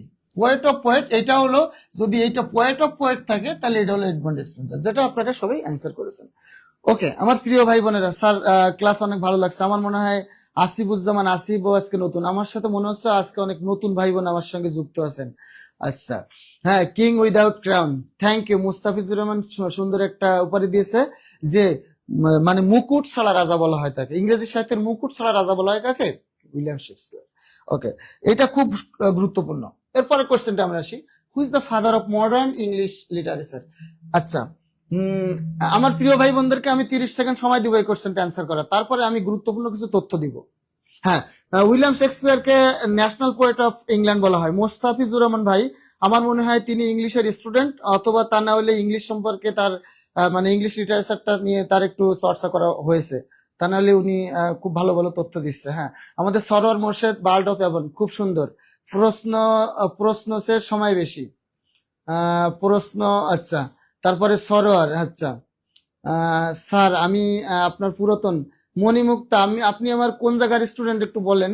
পুরাতন, হ্যাঁ অনলাইনে তো আমি বিভিন্ন প্ল্যাটফর্মে ক্লাস নিয়েছি বাংলাদেশের। আমি যখন ঢাকাতে থাকতাম, এখন তো খুলনাতে থাকি, আমি বাংলাদেশের বিভিন্ন প্ল্যাটফর্মে ক্লাস নিতাম। হ্যাঁ, অনেকেই অনলাইনে আমাকে চেনে। ওকে, আচ্ছা, তাহলে আমরা আমরা এখানে লিখবো মডার্ন ইংলিশ লিটারেচার না, আমরা আগে শুধু লিখবো যে English father of English literature. খুব গুরুত্বপূর্ণ দুটো তথ্য আমি দিচ্ছি, খেয়াল করেন। ফাদার অফ ইংলিশ লিটারেচার, হ্যাঁ সংক্ষেপে লিখে, হ্যাঁ English literature, father of English literature, কারণ এটা বানান আছে, এটা আমি সংক্ষেপে লিখলাম কারণ এখানে জায়গা কম। ফাদার অফ ইংলিশ লিটারেচার বলা হয় জিওফ্রে চসারকে। Geoffrey Chaucer father of English literature. অনেকে মনে করতে পারেন স্যার উইলিয়াম শেক্সপিয়ার নিয়ে আপনি এত প্রশংসা করছেন, উইলিয়াম শেক্সপিয়ার এত কিছু করছে ইংলিশের জন্য, কিন্তু উইলিয়াম শেক্সপিয়ার, কিন্তু এইখানে আপনি ফাদার অফ ইংলিশ লিটারেচার এটা জিওফ্রে চসারকে কেন বলছেন না? উনার তো লেখা ততটা সমৃদ্ধ না, উনি তো ইংলিশ সাহিত্যের জন্য শেক্সপিয়ারের ধারে কাছেও নাই। আচ্ছা, তাহলে দেখেন জিওফ্রে চসারটা হলো ইনি। এখন বলেন, আমি যদি বলি কম্পিউটারের আবিষ্কারককে, কম্পিউটারের আবিষ্কারক কিন্তু, কম্পিউটারের যে আবিষ্কারক, হ্যাঁ সংক্ষেপে লিখলাম, কম্পিউটারের আবিষ্কারক কিন্তু চার্লস বেবেজ না, কম্পিউটার আবিষ্কারক কিন্তু চার্লস বেবেজ না, কম্পিউটার আবিষ্কার করছে হাওয়ার্ড আইকেন। হাওয়ার্ড আইকেন, আপনাদেরকে আইসিটির কোশ্চেন শিখিয়ে দিই। হাওয়ার্ড আইকেন কম্পিউটার আবিষ্কার করছে হাওয়ার্ড আইকেন, কিন্তু আমরা কম্পিউটারের জনক বলি কাকে বলেন তো? প্রথমটা চলে আসছে, বলেন তো কথা। কম্পিউটারের আবিষ্কারক হাওয়ার্ড আইকেন, কিন্তু কম্পিউটারের জনক বলা হয় চার্লস বেবেজকে। চার্লস বেবেজ, চার্লস বেবেজ, এই চার্লস বেবেজকে কম্পিউটারের জনক বলা হয়, কিন্তু উনি কিন্তু কম্পিউটার আবিষ্কার করেনি, কম্পিউটার আবিষ্কার করছে হাওয়ার্ড আইকেন। হ্যাঁ, তার মানে জনক বলা হয় যে ওই তো ওইটা সম্পর্কে প্রথম ধারণা দিছে, বা ওইটা সম্পর্কে প্রথম কোনো একটা কিছু আবিষ্কার করার প্ল্যান করেছে, বা কিছু একটা তৈরি করেছে, এবং উনার ওই কথাটার বা উনার ওই আবিষ্কারটাকে আরো রিসার্চ করে, আরো সমৃদ্ধ করে পূর্ণাঙ্গ পর্যায়ে ওইটা একটা বাস্তবে রূপদান করেছে। সেই হলো মূলত কি আবিষ্কারক। আর জনক বলা হয় যে প্রথম ওই তত্ত্বটা সম্পর্কে ধারণা দিয়েছিল। তাহলে যেমন চার্লস বেবেজ ইনি হলো জনক, ঠিক তেমনি অনেকেই মনে করছেন, এটা অনেকেই আনসার করেছেন আমার প্রিয় ভাই বোনেরা, যে উইলিয়াম শেক্সপিয়ার, কিন্তু না ভাই, এখানে উইলিয়াম শেক্সপিয়ার না।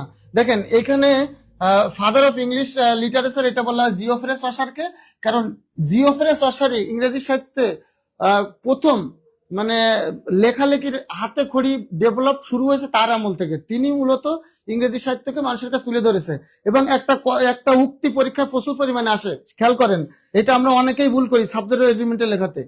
খেয়াল করেন, সেটা হলো time and tide, time and tide, time and tide wait অথবা ওয়েটস ফর নো ম্যান। হ্যাঁ, নো ম্যান, এই কথাটা প্রথম ব্যবহার করেছিল জিওফ্রে চসার, ইংরেজি সাহিত্যের জনক, English literature, father of English literature. এই টাইম এন্ড টাইড ওয়েট অথবা ওয়েটস, এখানে অ্যান্সার হবে ওয়েট। অনেকে বইতে ওয়েটস দেওয়া আছে, এটা আপনারা দিবেন না। ওয়েট ফর নান, হ্যাঁ time and tide wait for none, সময় এবং স্রোত কারোর জন্য অপেক্ষা করে না। এই কথাটা প্রথম লিখেছে কে? জিওফ্রে চসার, এবং একে বলা ইংরেজি সাহিত্যের জনক। আর মডার্ন ইংরেজি সাহিত্যের জনক যদি বলা হয় সেটা হলো George Bernard Shaw. George Bernard Shaw একজন আয়ারল্যান্ডের একজন ড্রামাটিস্ট। হ্যাঁ, উনার বাড়ি হচ্ছে আয়ারল্যান্ড, উনাকে বলা হয় আইরিশ ড্রামাটিস্ট। হ্যাঁ, উনি উনাকে বলা হয় মডার্ন। তাহলে ইংরেজি সাহিত্যের জনক যদি বলা হয় সেটা আমরা বলবো জিওফ্রে চসারকে। হ্যাঁ, আর যদি বলা হয় modern father of modern English literature, আধুনিক ইংরেজি সাহিত্যের জনককে, তাহলে আমরা বলবো জর্জ বার্নার্ড শ। ঠিক আছে, শেক্সপিয়ারকে আমরা বলবো না। আচ্ছা, আমাদের সাথে আনসার করেছে Mustafizur Rahman, father of modern English literature. না ভাই, আপনি ভুল করেছেন। Father of modern English literature হলো জর্জ বার্নার্ড শ। হ্যাঁ, ফাদার কখনো বলা হয় না, উনি ডেভেলপ করছে শেক্সপিয়ার, কিন্তু উনাকে কখনো কোনো ফাদার বলা হয় না। স্যার খ নম্বর দিয়ে কট খেয়ে এখন ঘোয়া দিচ্ছে, তাই না? আচ্ছা, যাক ভাই, শুরুতে অনেকে ভুল হতে পারে, সমস্যা নেই। হ্যাঁ, তবে আমি শেখানোর পরে যদি শেখান তা পারেন তাহলে আলহামদুলিল্লাহ। হু among the following is a revolutionary poet. Revolutionary মানে কি? বিপ্লবী বা বিদ্রোহী। হ্যাঁ, রেভলিউশন। হ্যাঁ, তাহলে রেভলিউশনারি পোয়েট কে ছিল? হ্যাঁ, আমি 30 সেকেন্ড সময় দিব আমার প্রিয় ভাই বোনদেরকে, ভালো করে মজা করুন তো আপু।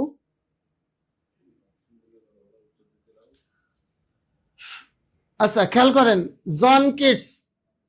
না, একে আমরা বলেছি আগে poet of beauty. Poet of beauty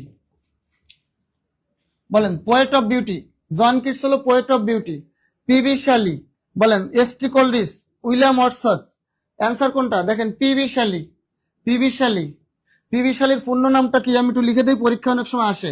PB Shelley, এর পিবি মিন্স,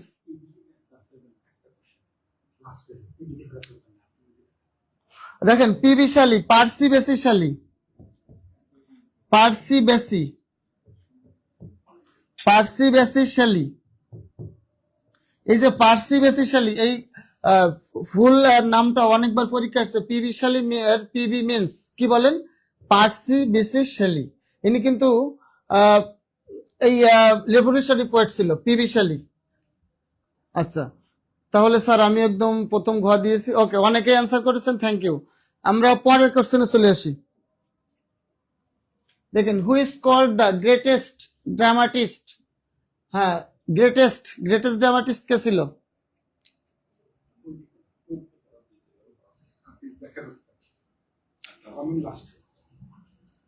গ্রেটেস্ট ড্রামাটিস্ট,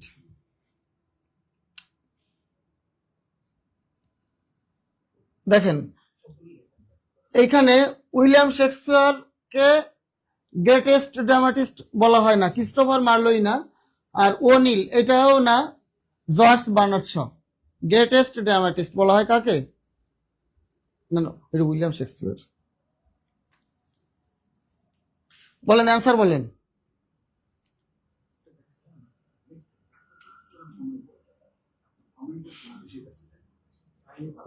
দেখেন, গ্রেটেস্ট ড্রামাটিস্ট হলো William Shakespeare. Who is called the greatest dramatist? ইনি হলো modern father of modern English drama বা লিটারেচার বলা হয় জর্জ বার্নার্ড শ, কিন্তু greatest dramatist কে? William Shakespeare.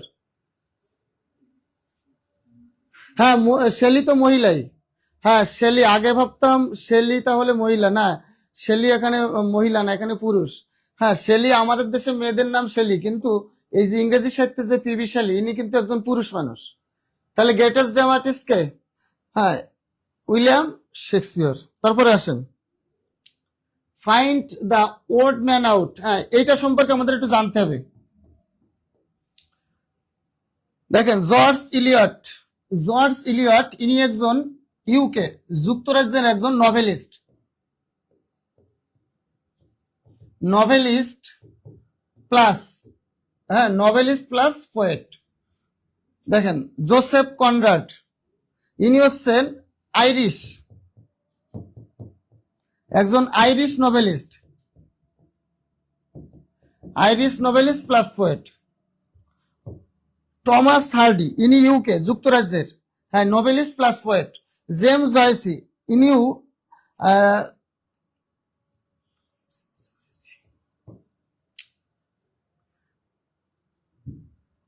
দেখেন, জেমস জয়েসি ইনি হলো আইরিশ, আর ইনি হলো Polish. Polish, Irish novelist and poet. তাহলে আমি আবারও বলি, জর্জ ইলিয়ট কে ছিল? ইউকে যুক্তরাজ্যের একজন novelist plus poet. Joseph Conrad ইনি ছিল পোলিশ, পোল্যান্ডের, পোলিশ বলা হয় পোল্যান্ডের অধিবাসীদের। তাহলে পোলিশ একজন সাহিত্যিক ছিল উনি। তারপরে টমাস হার্ডি, উনি ইউকে যুক্তরাজ্যের, এই দুইজন ইউকের। আর এই যে জেমস জয়েসি আইরিশ। এখন খেয়াল করেন, এখন পার্থক্যটা কিভাবে আমরা করব, সেটা হলো ইনি কিন্তু মহিলা, ইনি হলো ওম্যান। খেয়াল করেন, ইনি কিন্তু ওম্যান, ইনি একজন মহিলা, আর এই তিনজন হচ্ছে ম্যান।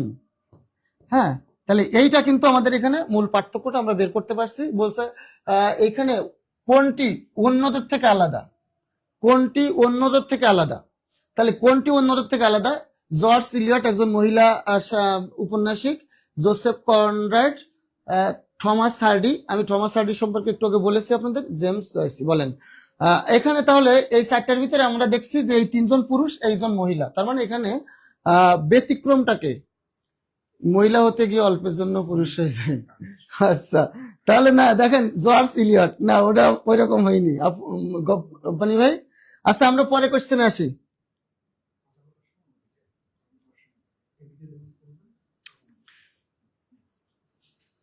হ্যাঁ ঠিক আছে, অনেকে অ্যান্সার করেছেন। TS Eliot, TS Eliot was born in, হ্যাঁ 13তম বিসিএস এসেছে। বলেন আয়ারল্যান্ডে জন্মগ্রহণ, ইনি কি জন্মগ্রহণ করছে আয়ারল্যান্ড, ইউএসএ, আমেরিকাতে, ইংল্যান্ড নাকি টার্কি, তুরস্কে? কোথায় জন্মগ্রহণ করেছিল? একটু অ্যান্সার করেন, কোথায় জন্মগ্রহণ করেছিল?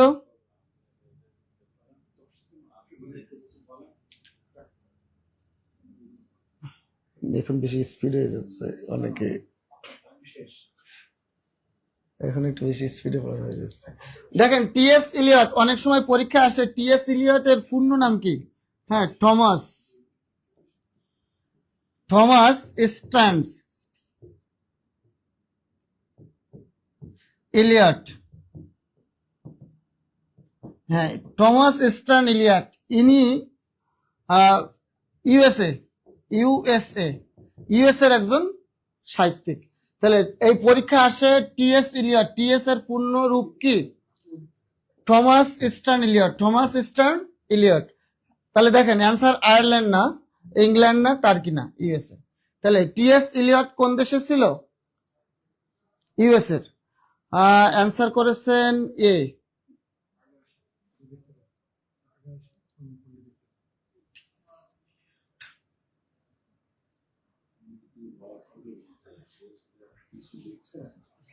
USA, USA.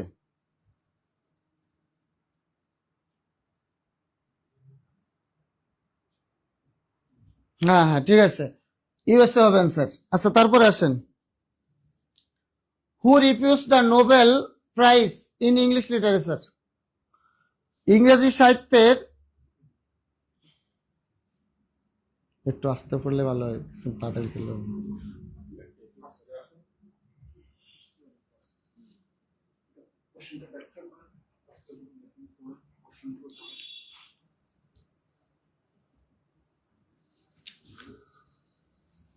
দেখেন রিফিউজ, হু রিফিউজ, রিফিউজ মানে প্রত্যাখ্যান করা, প্রত্যাখ্যান করেছিল। হ্যাঁ, প্রত্যাখ্যান, প্রত্যাখ্যান। তাহলে নোবেল প্রাইজ প্রত্যাখ্যান করেছিল কোন ব্যক্তি? বলে এখানে দেওয়া আছে নোবেল প্রাইজ প্রত্যাখ্যান করেছিল ইংরেজ সাহিত্যে, লিটারেচার সাহিত্যে নোবেল পুরস্কার প্রত্যাখ্যান করেছে Jean Paul Sartre, Leo Tolstoy, TS Eliot, Rabindranath. Rabindranath Thakur কিন্তু ইনি নোবেল পুরস্কার প্রত্যাখ্যান করেন, ইনি নাইট উপাধি প্রত্যাখ্যান করেছিল, নাইট উপাধি। হ্যাঁ, জালিয়ানওয়ালাবাগ হত্যাকাণ্ড, আমরা জানি জালিয়ানওয়ালাবাগ হত্যাকাণ্ডের প্রতিবাদে নাইট উপাধি, নাইট উপাধি, জালিয়ানওয়ালাবাগ হত্যাকাণ্ডের প্রতিবাদে উনি কি করেছিল? নাইট উপাধি প্রত্যাখ্যান করেছিল। স্যার ট্রেনের বগি, আমাদের সময় শেষ তো, যার কারণে একটু স্পিডে করতে হচ্ছে। আমি বুঝতে পারছি যে ইংরেজি সাহিত্য একটু দ্রুত গেলে সবার মাথার উপর দিয়ে, আমাদের সময় লিপিকার বলছে স্যার ট্রেনের বগি আর একটু ধীরে টানলে ভালো হয়, কিন্তু করার কিছু নেই, আমাদের নির্দেশনা যে টাইম 8:30টার ভিতরে শেষ করার একটা আমাদের নির্দেশনা আছে, যার কারণে আমাকে দৌড়াতে হচ্ছে, বুঝছেন। আমি চাইলে আরো 20 মিনিট থাকতে পারতাম, কিন্তু আমাদের নিয়মই হচ্ছে 8:30 পর্যন্ত ক্লাস নিতে হবে, যার কারণে লাস্টে আমি একটু দ্রুত এগিয়ে যেতে হচ্ছে বাধ্য হয়ে। হ্যাঁ, কারণ লিটারেচার প্রথম ক্লাস দ্রুত টানলে অনেকের সমস্যা হচ্ছে, আমি বুঝতে পারছি। তারপরে আমাদের টাইমের বিষয়টা একটু দেখতে হচ্ছে। আচ্ছা তাহলে দেখেন লিও টলস্টয় ইনার সম্পর্কে দু একটা কথা আপনাকে শিখতে হবে যেটা পরীক্ষা আসে। লিও টলস্টয়, এখানে অ্যান্সার হবে লিও টলস্টয়। জন পল সার্ত্রে এটা না, টিএস ইলিয়ট না, রবীন্দ্রনাথ না, অ্যান্সার হবে কি লিও টলস্টয়। এই লিও টলস্টয় সম্পর্কে আমরা একটু জানি, সেটা হলো ইনি রাশিয়ান, ইনি একজন রাশিয়ান নভেলিস্ট ছিল। হ্যাঁ, ইনি একজন রাশিয়ান নভেলিস্ট ছিল 1828, হ্যাঁ 1828, হ্যাঁ 1880 সালে ইনি জন্মগ্রহণ করেছিল রাশিয়াতে। তাহলে এই লিও টলস্টয় কোন দেশের ছিল? লিও টলস্টয় ছিল রাশিয়ান এবং 1828 সালে ইনি জন্মগ্রহণ করেছিল এবং ইনি সাহিত্যে নোবেল পুরস্কার প্রত্যাখ্যান করেছিল। এবং উনার যে বিখ্যাত গ্রন্থ, সেই গ্রন্থটার নামটা পরীক্ষায় বারবার করে আসে, ওয়ার অ্যান্ড পিস। বলেন war and peace, war and peace. এই ওয়ার অ্যান্ড পিস গ্রন্থটা হলো লিও টলস্টয়ের বিখ্যাত গ্রন্থ।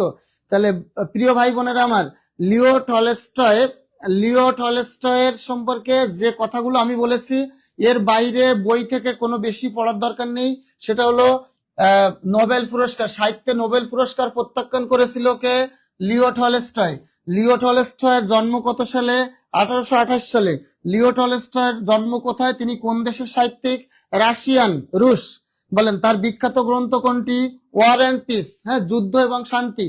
ওয়ার অ্যান্ড পিস, এটা হলো লিও টলস্টয়ের বিখ্যাত গ্রন্থ। হ্যাঁ স্যার, তাহলে 7 মিনিট বেশি হয়ে গেছে। হ্যাঁ আপু, এর পরের দিন আমাকে আর প্রথম থেকে একটু টাইম ম্যানেজমেন্ট করতে হবে, কারণ আমাদের নির্দিষ্ট টাইম হলো 8:30। যেগুলো কোশ্চেন থাকে টাইম ম্যানেজমেন্ট করতে হবে। আমি প্রথম দিকে হয়তো একটু বেশি ব্যাখ্যা করে ফেলেছি, যার কারণে টাইম একটু লাস্টের দিকে কম হয়েছে। হ্যাঁ, পরের দিন টাইম ম্যানেজমেন্টটা একটু গুরুত্ব দিতে হবে, কারণ আমি পড়াতে থাকলে রুলগুলো ব্যাখ্যা না করে আমার নিজেরই ভালো লাগে না, আমার মনে হয় আর একটু ভালো করে বোঝাই। হ্যাঁ, যার কারণে টাইম ম্যানেজমেন্টটা একটু আগের থেকে হয়ে গেছে আমার। দেখেন the play arms and the man, arms and the man, এটা কে লিখেছে? দেখেন জর্জ বার্নার্ড শ। আমি ব্যাখ্যা করতে থাকি, তাহলে দেরি করা লাগবে না। জর্জ বার্নার্ড শ, এই জর্জ বার্নার্ড শ আমি বলেছি ইনি একজন আইরিশ কবি, হ্যাঁ আইরিশ ড্রামাটিস্ট। হ্যাঁ আইরিশ। জর্জ বার্নার্ড শ থেকে আমি যে কথাগুলো বলছি, এর বাইরে কোনো চাকরি পরীক্ষার জন্য আর পড়া লাগবে না। রিয়াজউদ্দিন বলে স্যার প্লিজ সপ্তাহে অন্তত একবার লিটারেচারের ক্লাস চাই। ওকে, আপনারা যে এখানে কমেন্ট তো করবেন, প্লাস হচ্ছে আপনারা আমাদের কর্তৃপক্ষ আছে, বিশেষ করে আমাদের আরিফুজ্জামান স্যার যিনি এই প্রতিষ্ঠানের প্রধান, উনাকে আপনারা জানাতে পারেন। হ্যাঁ, তাহলে বেশি ভালো হবে স্যার। আচ্ছা, দেখেন তাহলে নোবেল পুরস্কার, উনিও নোবেল পুরস্কার, এখানে যারা ছিল এরা নোবেল পুরস্কার প্রত্যাখ্যান করেছে, কিন্তু সাহিত্যে প্রত্যাখ্যান করেছে কে? Leo Tolstoy. উনারা প্রত্যেকেই কিন্তু নোবেল পুরস্কার প্রত্যাখ্যান করেছে, কিন্তু নোবেল পুরস্কার সাহিত্যে প্রত্যাখ্যান করেছে লিও টলস্টয়। হ্যাঁ, অ্যান্সার এটা হবে। এবার জর্জ বার্নার্ড শ একজন আইরিশ ড্রামাটিস্ট এবং উনার বিখ্যাত কয়েকটি গ্রন্থ আছে, ম্যান অ্যান্ড সুপারম্যান। খেয়াল করেন, ম্যান অ্যান্ড, এগুলো জানতেই হবে, man and Superman, man and Superman, man and Superman, arms and the man, arms and the man, man and Superman, arms and the man. হ্যাঁ, তারপর দেখেন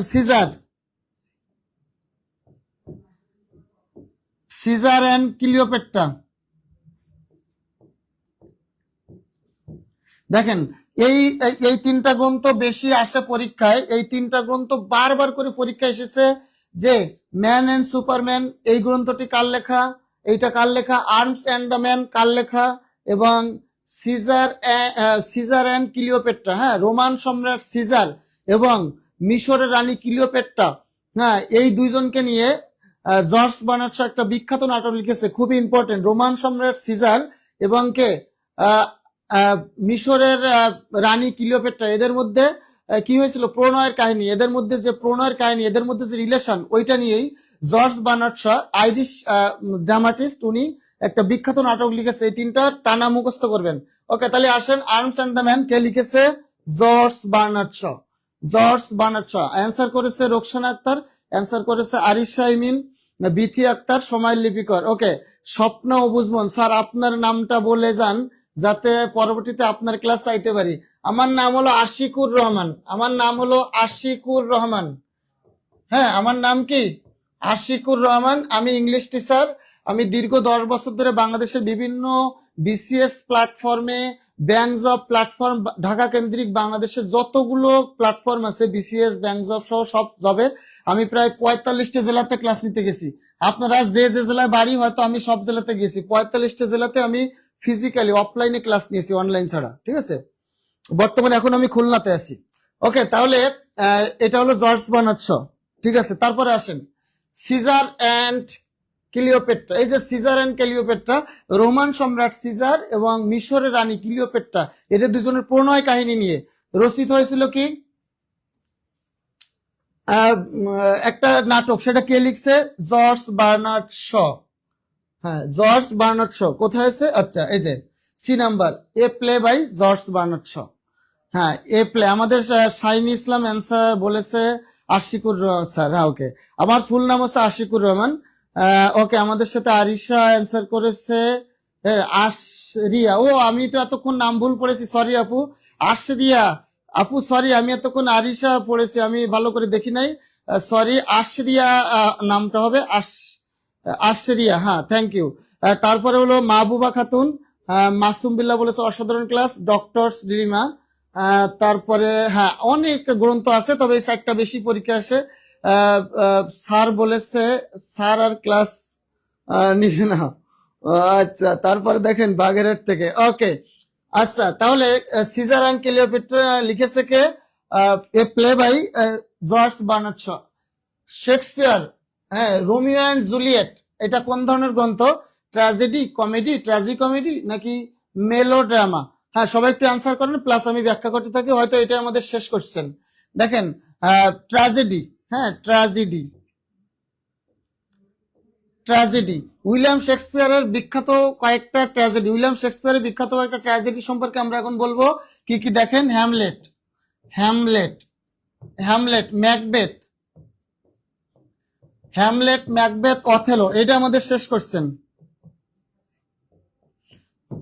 হ্যামলেট, ম্যাকবেথ, অথেলো, হ্যাঁ, king layer,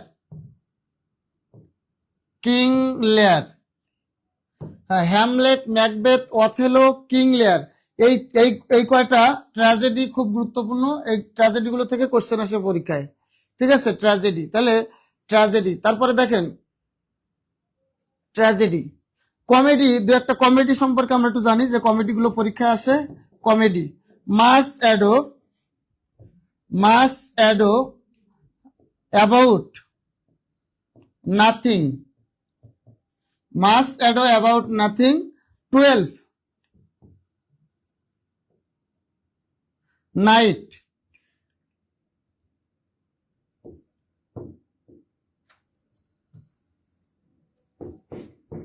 খেয়াল করেন 12 night. হ্যাঁ, তাহলে much ado about nothing, 12 night তার বিখ্যাত কমেডি। হ্যাঁ, তাহলে এই যে ট্র্যাজেডি গুলো পরীক্ষায় বেশি আসে, হ্যামলেট, ম্যাকবেথ, অথেলো, কিং লিয়ার, হ্যাঁ, এই রোমিও অ্যান্ড জুলিয়েট, এটা এখানে লেখা আছে, যার কারণে আমি এখানে নতুন করে লিখলাম না। হ্যাঁ, তাহলে অ্যান্সার কোনটা হবে? শাইনিং ইসলাম, খুবই সুন্দর ক্লাস করেছেন, আপনার ক্লাস থেকে অনেক কিছু শিখি ইনশাল্লাহ। হ্যাঁ, আরো শিখবেন, যদি আপনারা ভালো শিখতে পারেন ইনশাল্লাহ আমি আপনাদের সাথে থাকবো। সময় লিপিকার অ্যান্সার করেছে ক নম্বর। হ্যাঁ, আমাদের শেষ কোশ্চেন সম্ভবত, আমরা একটু কমেন্ট গুলো দেখি। হ্যাঁ, শেষ কোশ্চেন, এই কোশ্চেনে। হ্যাঁ, এবার আপনাদের আজকে প্রথম ইংলিশ লিটারেচার ক্লাস নিয়েছি। অনেকে হয়তো বই থেকে পড়েছেন, অনেকে লিটারেচার একবারে আজকে ফার্স্ট ক্লাস করতেছেন বা ফার্স্ট দেখছেন। কাদের কেমন লাগলো ক্লাসটা, লিটারেচারের প্রথম ক্লাসটা? যদিও টপিক ভিত্তিক বা রেগুলার ক্লাস না, এটা প্রশ্ন সলভ ক্লাস। তারপরেও আপনারা একটু হ্যাঁ, শাইনি আপু, আমার অন্তঃস্থল থেকে তোমার জন্য দোয়া রইল। আশিকুর আতিকুর রহমান, আচ্ছা। নেক্সট ক্লাস সাহিত্যের চাই, রিয়াজউদ্দিন, ওকে, আচ্ছা, চমৎকার ক্লাস হচ্ছে, মার্শাল্লাহ। সময়ের লিপিকার, উনি দেখছে হচ্ছে কোথা থেকে? খুলনার আলিয়া মাদ্রাসা, প্রথম কমেন্ট করেছিল। এখানে অনেকেই খুলনার আছে, অনেকে এখানে খুলনার আছে দেখলাম। আচ্ছা, বাগেরহাট জেলা থেকেও আছে আমাদের। আচ্ছা, তাহলে সর্বশেষ আমরা এই কোশ্চেনের অ্যান্সার আমরা করি, সেটা হলো রোমিও অ্যান্ড জুলিয়েট, এটা হলো একটা ট্র্যাজেডি। বলেন, রোমিও অ্যান্ড জুলিয়েট এটা কি? একটা ট্র্যাজেডি। উইলিয়াম শেক্সপিয়ারের লেখা একটা ট্র্যাজেডির নাম রোমিও অ্যান্ড জুলিয়েট। আরো কয়েকটা ট্র্যাজেডি যেগুলো পরীক্ষা আসে, হ্যামলেট, ম্যাকবেথ, অথেলো, কিং লিয়ার। আর কমেডির ভিতরে বেশি আসে মাস অ্যাডো, অ্যাবাউট নাথিং, আর হলো 12 নাইট। এই দুটো বেশি করে পড়বেন, ঠিক আছে? আচ্ছা, তাহলে এবার সর্বশেষ আজকের ক্লাস সম্পর্কে। সপ্তাহে অন্তত একটা বা দুইটা ইংরেজি ক্লাস চাই আপনার। ও আচ্ছা, আমার স্বপ্ন অবুঝমন আপু আজকে প্রথম দিন ক্লাসে শেষে আমার ভক্ত হয়ে গেছে ইনশাল্লাহ। আমার একটা দুইটা ক্লাস শুধু আমার চান, তাই? ওকে, এটা কর্তৃপক্ষ অবশ্যই দেখবে, আর আমিও যদি সময় পাই ইনশাল্লাহ আসবো। আফসান আঞ্জুম অসাধারণ ক্লাস বলেছে, ফয়সাল আহমেদ গাইবান্ধা থেকে আছেন। ইনফরমেটিভ ক্লাস, থ্যাংক ইউ, আরো ইনফরমেটিভ হবে ইনশাল্লাহ। আমাদের হানজালা বলছে অসাধারণ ক্লাস। আফসান আঞ্জুম লিজা বলছে আলহামদুলিল্লাহ অসাধারণ। আমাদের শাহিন ইসলাম পাদ বলছে কার কথা বলতেছেন, ও আগে দুজনের কথা বলছে। ওকে, এফ এন চৌধুরী বলেছেন অসাধারণ ক্লাস। মোস্তাফিজুর রহমান বলছে অ্যামেজিং ক্লাস। আচ্ছা, তিথি ইসলাম প্রীতি আপু বলেছে অসাধারণ ক্লাস করিয়েছেন। মাহমুদা খাতুন বলেছেন আলহামদুলিল্লাহ অসাধারণ ক্লাস হলো। রিয়াজউদ্দিন ভাই আমাদের অ্যান্সার করে কমেন্ট করেছে, স্যার একটা একটা হলেও চলবে। আচ্ছা, একটা হলেও চলবে সপ্তাহে অন্তত, তাও একদিন আমার থাকতে হবে ইনশাল্লাহ। হ্যাঁ, গত বুধবারে ছিলাম, আজকেও আছি। তবে রেগুলার ক্লাস হলে তখন হয়তো আপনাদের ক্লাস আরো বাড়বে, হয়তো সপ্তাহে তখন ইংলিশ দুইটা ক্লাসও পড়তে পারে, একদিন লিটারেচার একদিন গ্রামারের। চেষ্টা করবো ইনশাল্লাহ, অনেক ভালো। আচ্ছা, আলহামদুলিল্লাহ, এক্সিলেন্ট। আচ্ছা, আচ্ছা, এবার সর্বশেষ দেখেন, যদি ক্লাস ভালো লাগে ইনশাল্লাহ আপনাদের ক্লাসটা ভালো লাগানোর জন্যই কিন্তু আমরা আয়োজন করতে যাচ্ছি। ওকে, আরো দু একজনের কমেন্ট পড়তে হবে। রহিম আলী বলছে অনেক ভালো ক্লাস। স্বপ্না স্যার অসাধারণ ক্লাস। আলহামদুলিল্লাহ আলহামদুলিল্লাহ আলহামদুলিল্লাহ, স্বপ্না বুঝমন, ঠিক আছে? আচ্ছা, এবার আমি সর্বশেষ কয়েকটা বলে আমি আশিকুর রহমান স্যার এখান থেকে বিদায় নিব। খেয়াল করেন, সেটা হলো আপনাদের এখানে কিছু কোর্স আপনাদের ভালো লাগার থেকে আমরা কিছু কোর্সের আয়োজন করতে যাচ্ছি, এবং অলরেডি আমাদের ভর্তি কার্যক্রম শুরু হয়েছে, ঠিক আছে? এখানে দেখেন 19তম নিবন্ধন ফুল কোর্স, এখানে 100টা প্লাস 15টা অতিরিক্ত ক্লাস সহ আমাদের রেগুলার ফি ছিল এখানে 35,000 টাকা। আপনাদের সুবিধার্থে ছাড়ে আমরা 1499 টাকায় নিচ্ছি, এবং 10 থেকে 20তম গ্রেড ফুল কোর্সে যেখানে আমাদের 3,500 টাকা ছিল, সেখানে ছাড়ে আমরা ভর্তি করাচ্ছি। দেখেন, এই যে কোর্সগুলো আপনারা দেখতে পাচ্ছেন অলরেডি, আমার ব্যাখ্যা করে বলার দরকার নেই। আমাদের এখানে বিশাল আকারের হাফ ডিসকাউন্ট, 50% ডিসকাউন্টে ভর্তি চলছে। প্লাস আমাদের এখানে 4টা সাবজেক্টের 4টা বই আপনাদের যারা ভর্তি হবেন তাদেরকে দিয়ে দেওয়া হবে, প্লাস একটা গেঞ্জি তো আপনারা পাচ্ছেনই। আর বইগুলো যারা আমাদের ফুল কোর্সে ভর্তি হবেন, মাত্র এই যে 999 টাকা, আপনারা জানেন 4টা বই লিখে ওই 4টা বই প্রেস থেকে প্রিন্ট করে বের করতেও কখনো 999 টাকা 1,000 টাকা হয় না। এই বইগুলো প্রিন্ট করে বের করতে একটা বই লাগবে 200-250 টাকা 300 টাকা। সেখানে আপনাদের আমরা শুরুতে আপনাদের দিয়ে আমরা ভালো একটা ফিডব্যাক বের করতে চাচ্ছি, যার কারণে আমরা এতটা ছাড়ে আপনাদেরকে সার্ভিসটা আমরা দেওয়ার উদ্যোগ নিয়েছি। যেমন ফ্রি ক্লাসে আপনাদের অনেক কিছু শিখিয়েছি, আমরা চাচ্ছি একটা নামমাত্র ফি দিয়ে আপনাদেরকে আমরা একটা ভালো সার্ভিস দিয়ে আপনাদের থেকে আমরা একটা ভালো একটা প্রশংসনীয় একটা কমেন্ট বা ফ্রেন্ডদের রিকোয়েস্টের একটা আশা আমরা করছি, যার জন্য আমরা একবারে ছাড়ে আমরা যে বইটা দিচ্ছি বইটার দামই কোর্সের থেকে বেশি। তারপরেও আমাদের এত ভালো মানের যে ডিমান্ডেবল, আপনারা জানেন শুধু আমি না, আমার থেকে এখানে যে যে টিচার আছে কেউ কম না, অনেক অনেক ভালো, অনেক অনেক অভিজ্ঞতা সম্পন্ন এবং খুব বড় বড় আইডি ট্যাগওয়ালা টিচার এখানে আছে, ঠিক আছে? তা আপনাদের এই যে মাত্র কোর্স ফি, এটা কিন্তু সামান্য আমাদের যে 4টা বই, ওই 4টা বইয়ের দামই না। তারপরেও আমরা এই কোর্সটা আপনাদের জন্য চালু করেছি। যারা আগ্রহী যে কিছু শিখতে চান, এই ভালো ভালো টিচারদের থেকে, আমাকে বা আমার থেকে ভালো টিচারদের থেকে আপনারা শিখতে চান, তারা অবশ্যই আমাদের এখানে দেখেন এমএস অথবা জিএস লিখে কমেন্ট করুন, অথবা যে নাম্বার দেওয়া আছে নাম্বারে কল করুন। তাহলে আপনারা আমাদের এই কোর্স সম্পর্কে বিস্তারিত জানতে পারবেন, ভর্তি হতে পারবেন। আশা করি যে আপনারা আমাদের এই কোর্সগুলো করে উপকৃত হবেন, ঠিক আছে? আর আমাদের এখানে টিচারের কোয়ালিটিটা কেমন, পড়ানোর কোয়ালিটি কেমন, সব টিচারে আপনারা দেখেছেন। আমার এখানে বলার কোনো কিছু নাই, কারণ ভালো মন্দ এটা আপনারাই জাজ করতে পারবেন। আমার থেকে কে ভালো পড়ায়, কে কতটুকু পড়ায়, আমি কতটুকু পড়াই, এটা আমি বললে হবে না। আমার নিজেরটা আমি বলতে পারবো না যে আমি এরকম পড়াই। আপনারা যেটা বলবেন সেটাই। তাহলে আপনারা দেখেছেন যে এতক্ষণ আপনারা আমাদের সাথে আছেন, তার মানে আমাদের টিচারদের ক্লাস বা আমাদের সবকিছু আপনাদের ভালো লেগেছে। স্যার আমি পরের ক্লাস টপিক ভিত্তিক চাই। আচ্ছা, টপিক ভিত্তিক, আপনি টপিক ভিত্তিক ক্লাস চাচ্ছেন, ওকে দেখি আমি, আপনি তো কমেন্টে কয়েকবারও করেছেন, আমি অফিসে একটু কথা বলি, আজকে আমাদের এখানেই ক্লাসটা শেষ হচ্ছে।